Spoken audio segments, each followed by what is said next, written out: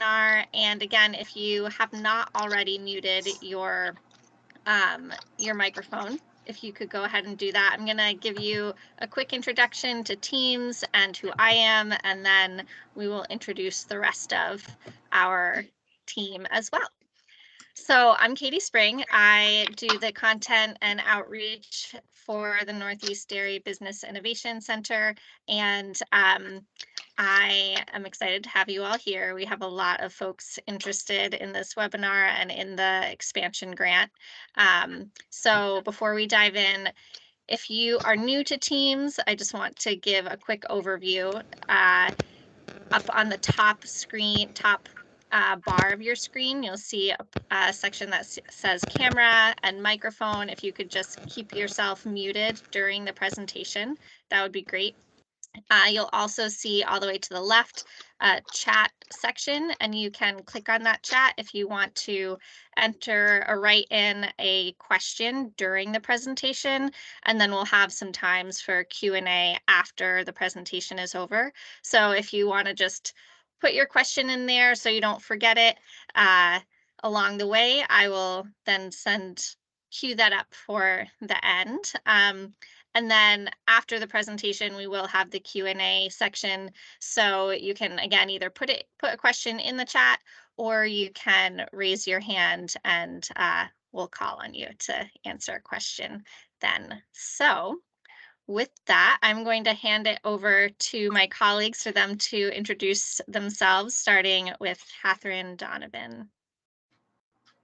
Hi, everybody. I'm Catherine Donovan. I am the Regional Programs Manager with the Northeast Dairy Business Innovation Center, and I oversee all of our competitive grant programs. And I will be the point person for Tier 2 applications through this grant opportunity.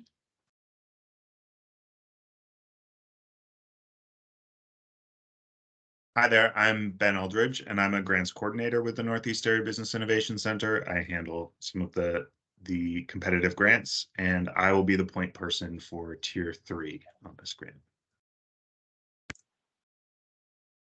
Good morning, everyone. I'm Laura Ginsberg. I am the Dairy Development and Innovation Lead for the Agency of Agriculture, and I'll be the point person for the Tier 1 applications. And I did see a note about echo. I don't know, Katie, if you have some suggestions for that.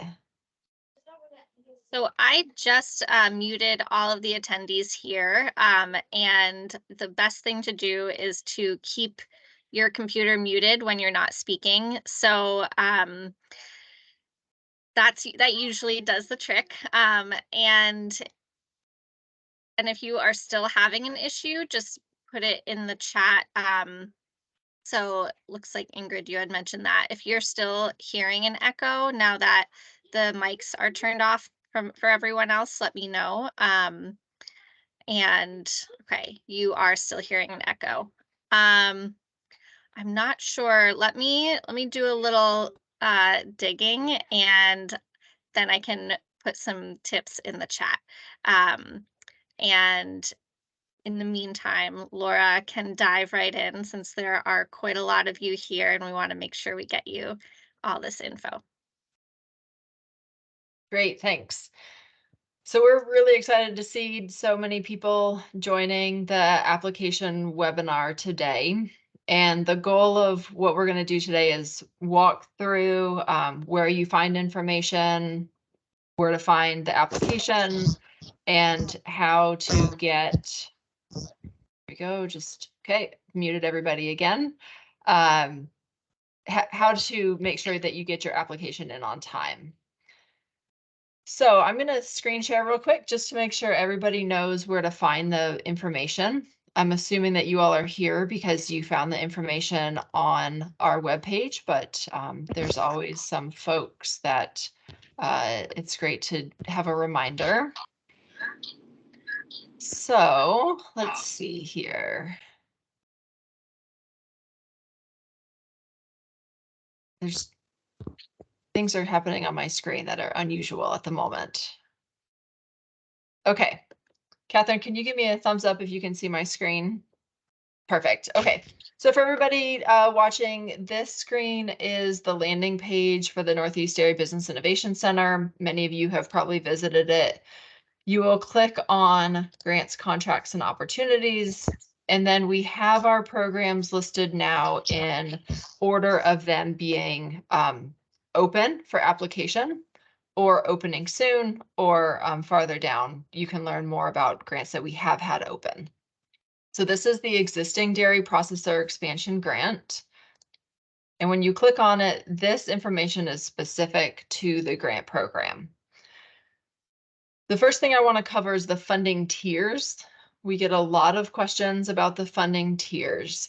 And this program is, in order to be eligible, first of all, you have to be an existing processor, which means you have to already be processing saleable product. If you fall under regulations that are state specific, such as Maine has some cottage food laws that allow food to be processed within the state of Maine, but not sold across state lines, that's something that we'd ask you to talk to us about directly, because it is a bit of a unique circumstance. So you do need to be an existing processor, again, making dairy products that are saleable. And for purposes of this grant, we say milk throughout the application and throughout the webpage, but milk means fluid milk, dairy component. So if you buy in cream or butter or powder or skim milk, and or a dairy mix. So that could be maybe you purchase in a pre-made ice cream mix or some other sort of pre-made dairy mix that you convert into another type of product. So all of those are eligible. Essentially, any type of dairy product using any type of dairy input is eligible for this grant. So applicants will fall into one of 3 tiers, and those tiers are based on volume utilized on an average production day. And what that means is if you buy in pounds of powder or pounds of milk, or you buy in gallons of cream, whatever your input volume is, that is the number that we are using here. So you don't have to convert gallons of cream to pounds of fluid milk, because your volume is your input. And so tier 1 is for the large scale processors, those who on an average production day utilize 100,000 pounds, gallons, or whatever your specific volume is or more per day. Tier 2 is between 1,001 and 100,000. And then tier 3 is under 1,000 pounds or gallons or whatever your specific input volume is. Those tiers correlate to varying grant amounts. Originally, when we posted this information, there was a requirement for sourcing from specific numbers of farms across the different tiers. Based on some feedback that we got from regional dairy stakeholders, we removed that requirement because it was becoming too challenging for folks to figure out how many farms their product may be sourced from. And it also just didn't necessarily align with our ability to be really clear in our communication. So we wanted to just streamline things and make it easier for everyone. So it's purely volume based now, or input based. So there was a question whether it's pounds or gallons. Again, it's going to depend on your specific product. So if you buy in milk in pounds, your input volume will be pounds. If you're buying an ice cream mix and you're buying it by a gallon, your input volume will be in gallons. So you don't have to, there's no conversion required. It is your own specific input measurement that allows you to qualify into the different tiers. So if you are buying finished butter and converting it to something else, you will, I'm assuming that comes in pounds, and you are going to use the pounds of that input product. So we can help people sort through that. Definitely willing to answer those questions.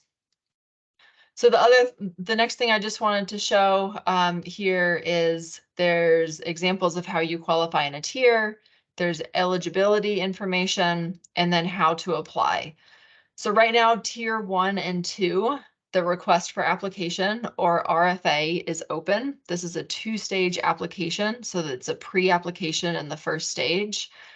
And then the full application will open later in the summer if you are invited back. Tier 3 for the smaller processors will open the RFA, the request for applications will open later in March, and the application will open in April. So that will be available to you a little bit later. And the reason that we've done that is that we will be scoring all of the final applications at the same time and making decisions in late summer. So when you click on the link, again, the tier 3 is not available yet, but when it will be, the link will be here. You click on it and it brings up the specific request for application page. And then this is the attached file. So this is what it will look like when you get to it. So if you're not seeing this, when you click on the link, let us know. If you have problems accessing the RFA, let us know. It is absolutely critical that you read this RFA in its entirety, because it has the most important essential information that you will need to submitting an application. We do expect this round, as you can tell by the number of people on this webinar, to be highly competitive. Well, we have released $12 million, which is our largest round to date in the Northeast Area Business Innovation Center. We know that certainly will not cover all of the requests that we are going to get or all of the processing expansion needs in the region. So some things I just wanted to call out in the RFA: key dates. Make sure that you know and understand what this means. So when we say the pre-application deadline is May 11th at 2 p.m., that is a hard stop at 2 p.m. The application closes and it will not accept any other content to be submitted after that time. We highly suggest people get their grants submitted, if not the day before, multiple days before, to make sure that you are set and ready to go, or if you have technical difficulties, that we can help you address those. Do not wait until 1:55 on May 11th to submit your application, because guaranteed something will go wrong and you will miss the deadline, and we certainly don't want that to happen. Then we have the table of contents, our contact information. So again, I'm leading tier 1, Catherine's leading tier 2, and Ben will be leading tier 3 when that becomes available. So as you scroll through, the other information I wanted to call out specifically was regarding eligibility. So again, eligible applicants, you must be a licensed dairy processor that is currently producing product, and you must be headquartered or based in the Northeast. If you happen to be on this call and you operate a plant that's owned by a parent company that's outside of this region, that's fine. You can apply on behalf of the plant here. If you happen to be a processing company that has more than one facility that is uniquely operated, you can submit multiple applications for each of those facilities. There's no guarantee of multiple grants, but you can certainly, if you have the bandwidth, submit more than one application. And then down at the bottom here, eligible projects. So the funding priorities, this is something that you should pay a lot of attention to, because this is how we will be scoring your applications and the types of projects we'll be looking at funding. And then we have a whole list here of equipment that is allowable. Because this is federal funds, there are some very specific rules and regulations that we have to follow, that we pass down, that you all have to follow. And equipment is one of those areas where we have to have absolute clarity of what we are funding. I will say with that, most dairy processing equipment is eligible, but if it's not on this list, please check with us first before you spend your time putting together an application for something that we're not able to fund. So if it's not on this list, reach out to us. We're happy to get it pre-qualified through USDA or get you information about whether or not it's eligible. So you can see this whole list here. So at least 75% of your grant funds have to go towards that equipment. Up to 100% can go towards equipment. Up to 25% can be used for other costs that complement the installation and purchase of the equipment. So it could be things like training, marketing, professional services. So if you need, for example, say you're putting in a new processing line and you need new certification for it to maintain your ability to sell into certain markets, or you need your staff to be trained how to use it, those costs are also eligible. So do take your time and read through these sections because it's really, really important information.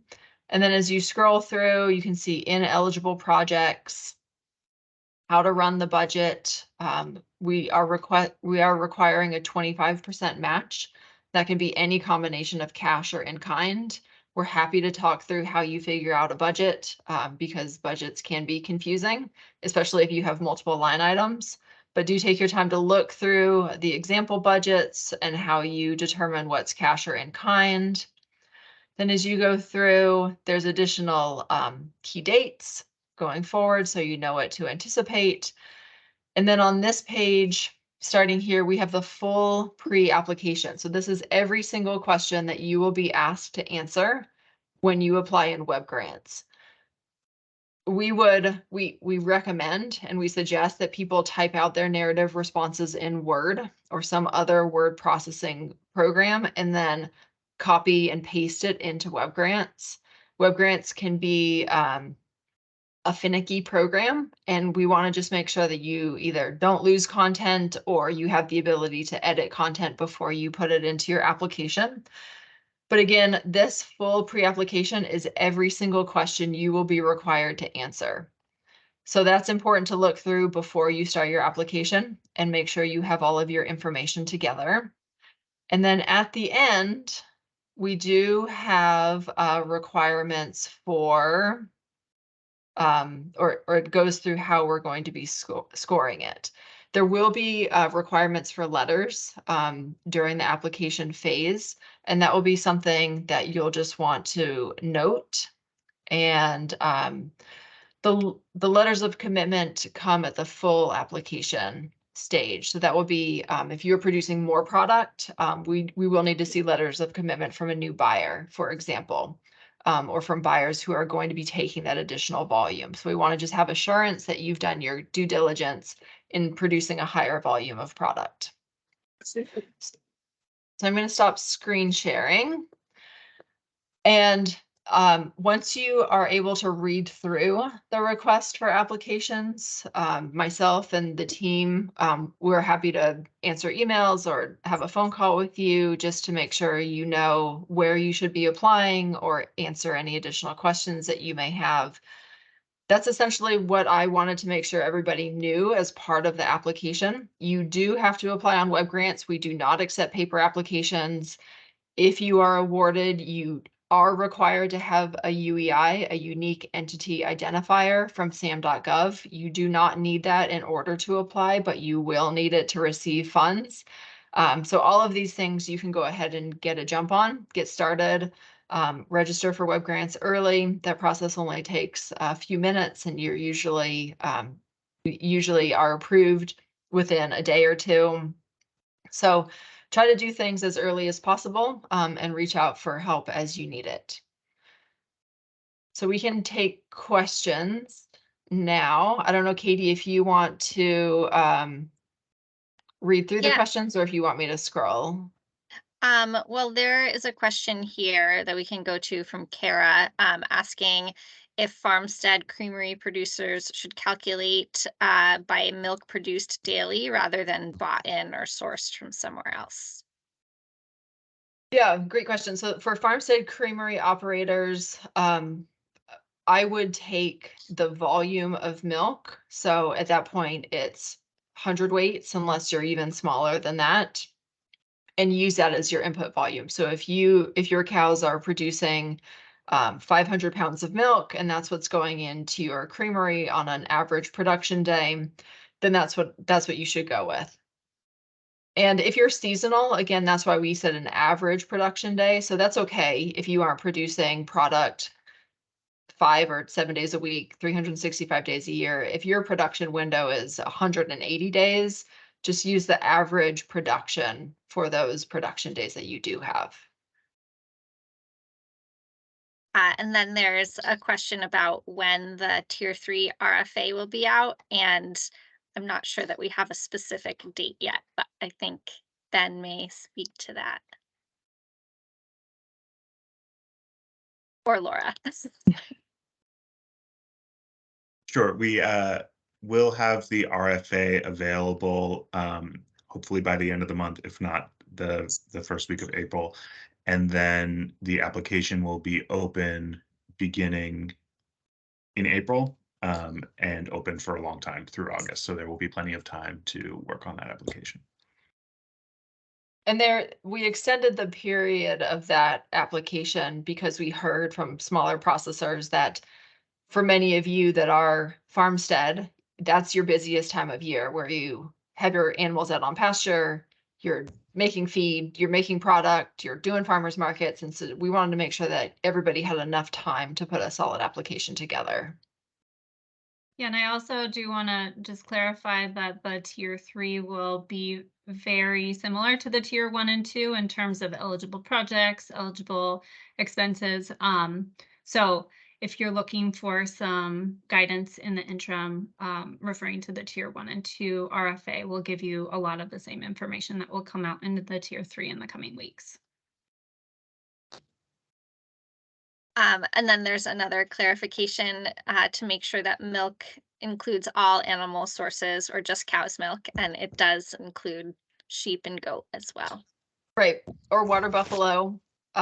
We haven't found one of those yet, but any milk per the FDA definition of milk, so milk from a mammal. And here, there's another tier 3 question. Do tier 3 producers have to be approved for out-of-state sales in order to apply? And if yes, can grant funds go towards transitioning to out-of-state sales? So that's a really good clarifying question. In order to apply, you don't have to yet be eligible or licensed to sell out of state. We will require you to use a portion of the grant funds to achieve that license so that you are able to ship across state lines. So that's really important because USDA, we are a regional program, and their goal is to increase the regional utilization and consumption of dairy products. And that means across the region. So we want to make sure that people are able to, even if you don't want to sell, so say you're in Pennsylvania and you just want to sell in Pennsylvania, we want you to be able to sell across those state lines if and when the opportunity arises. So that is a requirement for those people who are licensed and able to sell just within their state, that they achieve that certification. And just to clarify, someone did ask where the funds are coming from, and they are coming fully from the USDA Agricultural Marketing Service, which is what funds all of the Dairy Business Innovation Center. There is another tier 3 question, which is how many higher tier producers do you anticipate approving within tier 3 funding, like the example in the RFA? If you do this, will you increase tier 3 funding, or will you be pulling from that 12 million 2 million designated for small producers? Right, so we've lined out anticipated dollar amounts per tier. So 6 million at tier 1, 4 million at tier 2, and 2 million at tier 3. The reason that we are doing final reviews and award selection at the same time is that we never know how many applications we're going to get in of any kind. So it may be that we get a significant number of tier 3 applications and only a handful of tier 2. And so those are guidelines so that people know how much money is available, but it's not an absolute that we're going to fund that specific dollar amount in any particular tier. So it will depend on the quality and the quantity of the applications. I did see another question up above about when the grant period starts. So as soon as we notify you of award, that is when your award date begins. So it is very immediate, and we do our best to have an expedited review process so that people find out as soon as possible when those awards can be available.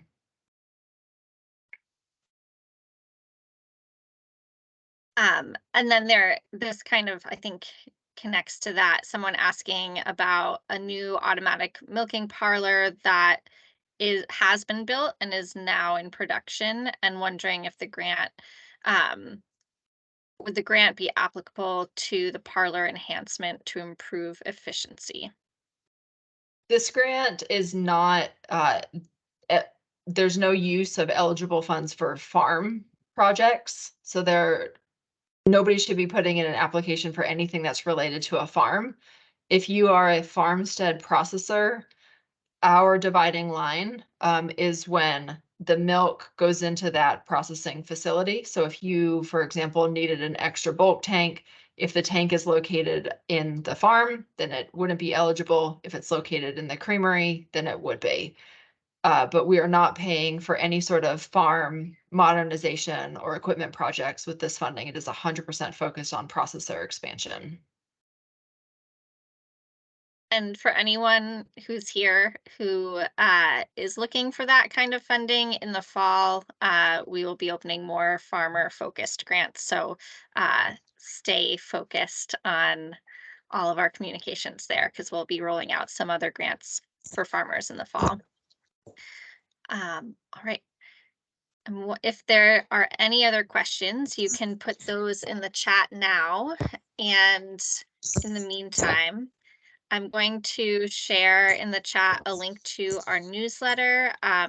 If you are not already getting our newsletter, I encourage you to do so. It goes out once a month, and that is the most direct place that we share information. So definitely do that. And I also put in a link to the web grants registration up a little farther, but I'll put that in again just to make it easier to find. And there are a couple more questions that came in. So are there similar programs for other regions outside of the Northeast? There are 3 other dairy business initiatives around the country. And each one, Laura can speak a little bit more to this, but each one gets to design what programs and grant opportunities that they offer. They're very regionally focused. So I'm not sure that there is another program like this expansion grant happening right now, but Laura, I'm not sure if you know about that. Right, the other centers are University of Wisconsin, University of Tennessee, and University of California. And University of Wisconsin does run an equipment-focused grant for processors, and they represent sort of the upper Midwest states, so surrounding Wisconsin. That grant, I believe it may have just closed, but you could contact the Wisconsin Center to see if they have other opportunities. The Tennessee Center is focusing some on processing, more on the farmstead, but I'm not exactly sure about their specific equipment grants. So you would have to do outreach to those other centers, which their contact information is on our webpage. All right, there are some other questions too. Someone asking about the line between a project that is in the process of happening right now. So if you want to just speak to that about, well, I can read the whole thing, but someone who is already working on a new filler project that would be installed later this year, would they be able to apply for this grant? It will likely be installed before the grant final award. So if you have already purchased something, we cannot pay you back for it. The first day that you can have eligible qualifying expenses is essentially the day that we notify you of your grant award. Anything that has been purchased and paid for before that date cannot be paid for with these grant funds. If you have ordered something, we 100% understand that supply chain issues are still happening, and a lot of people have ordered equipment that may not be delivered for 9 or 12 months. I would ask that you contact us directly and have a conversation about what that looks like, because that does get a little bit tricky for us. A lot of it will depend on when it has been ordered, if you have paid for it, if you've partially paid for it, when the final payment's due. So we just want to make sure that we're giving everybody accurate information for your circumstance. But just to reiterate, we cannot pay for things that have been paid for before an award notification. Yeah, and there was another follow-up about if something was partially paid. So I would just say, as Laura mentioned, if you have a question about that, then contact us directly. And again, Laura is the contact for the tier 1, Catherine is contact for tier 2, and Ben is the primary contact for tier 3. All right, and there's a couple more questions.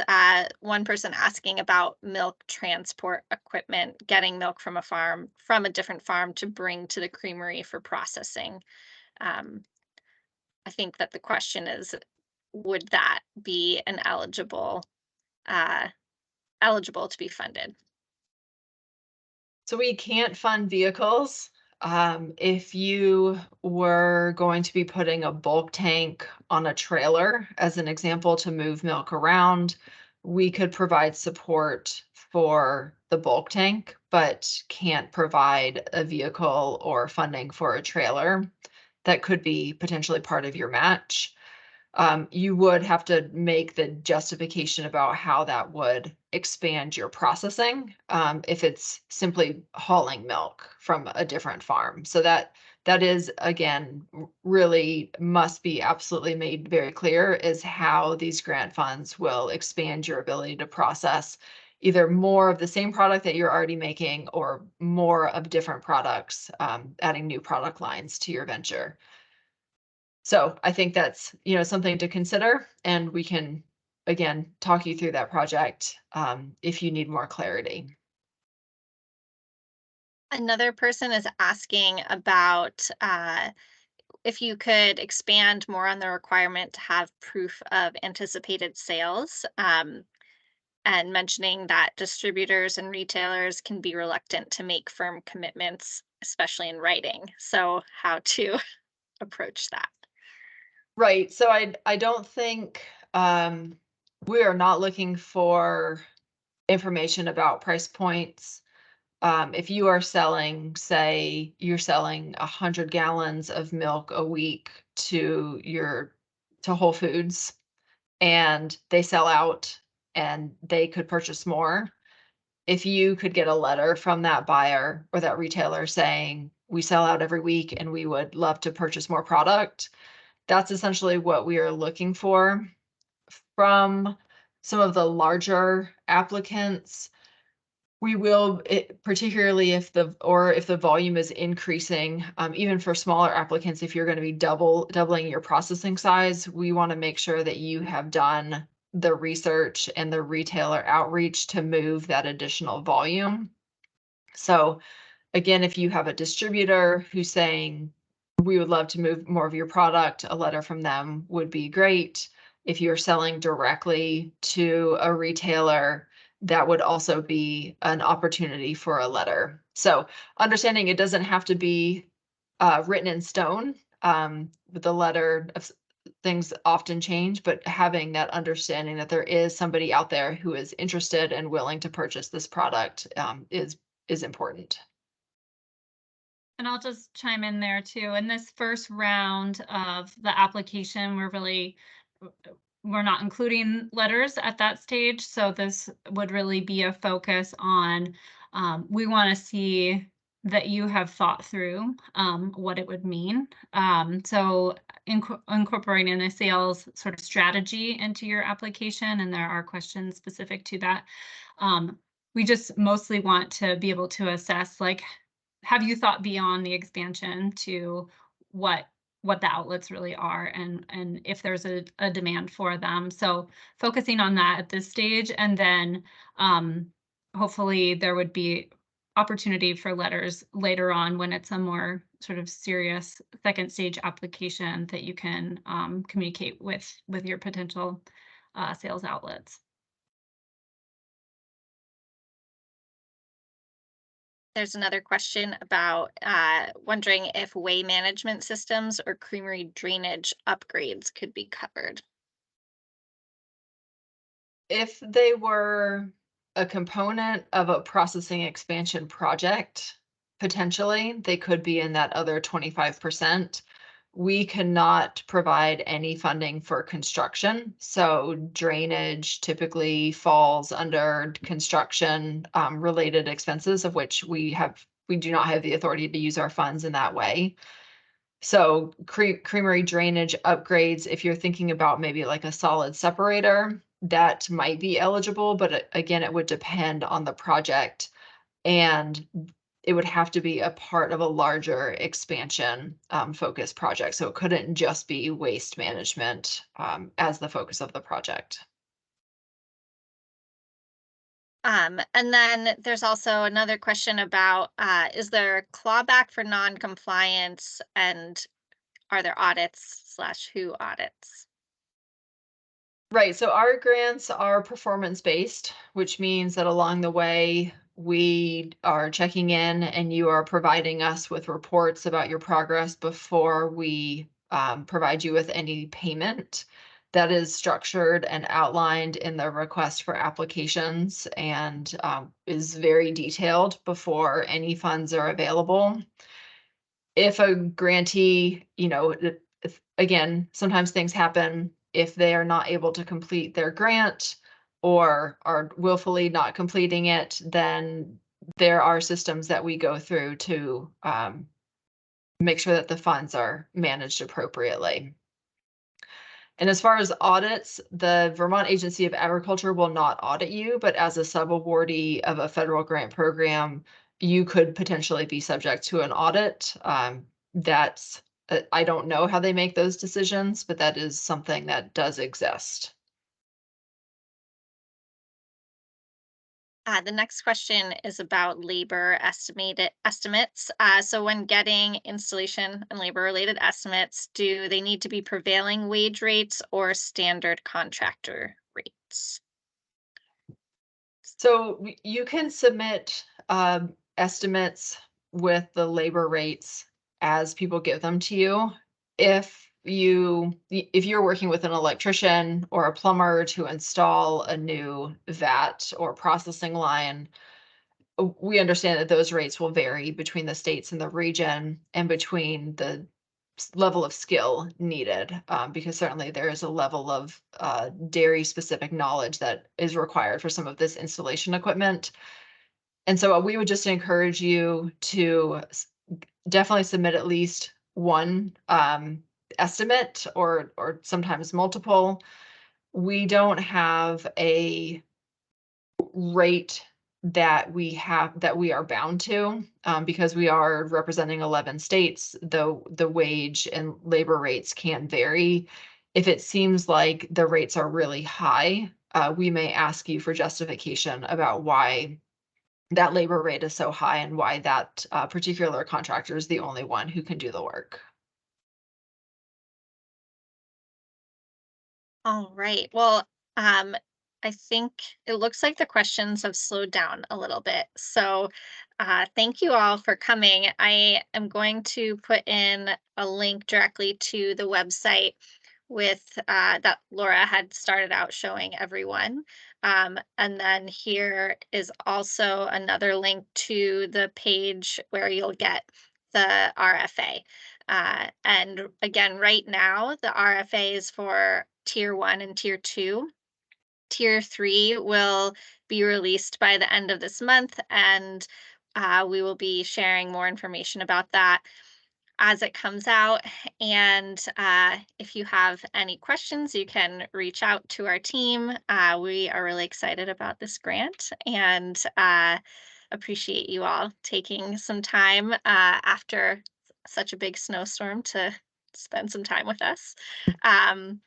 And yeah, so I'm going to stop recording and we will let you all head back out to whatever processing or farming awaits you. So thank you again for joining us. And I will be posting this on our website within a week, and we'll send an email to everyone who registered so you can find this again. Thanks, everyone.